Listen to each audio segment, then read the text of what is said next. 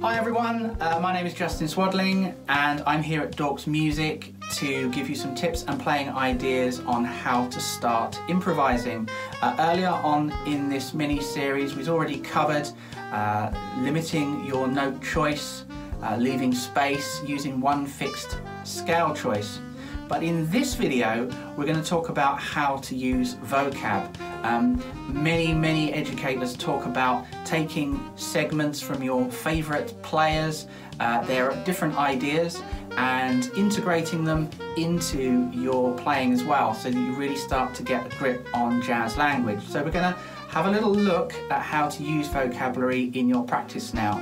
If you haven't already done so, please subscribe to the Dorks Music video channel. There are loads more instructional videos and gear reviews on there for you to go and check out now. So let's get right into today's topic, which is using vocab.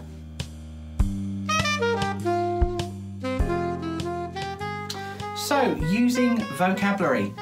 Why is vocabulary so important? Well, it gets us used to the jazz language, and without going into too much detail about why certain phrases and why certain notes you work against different chord sequences, I do want you to start taking little ideas from your favourite jazz artists. Listen to what they're playing, and every time you listen to your favourite track, try and pick out a little idea that you really like.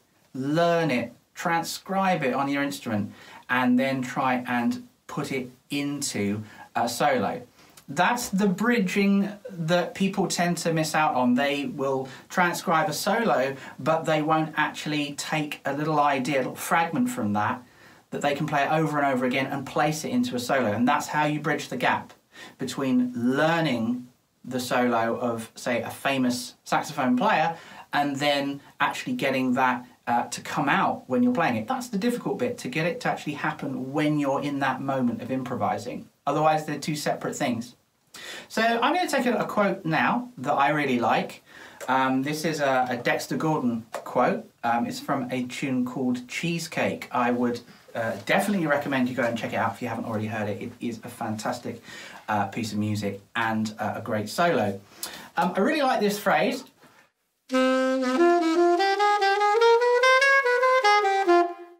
Okay, that's just a fragment of Dexter Gordon's solo over that piece.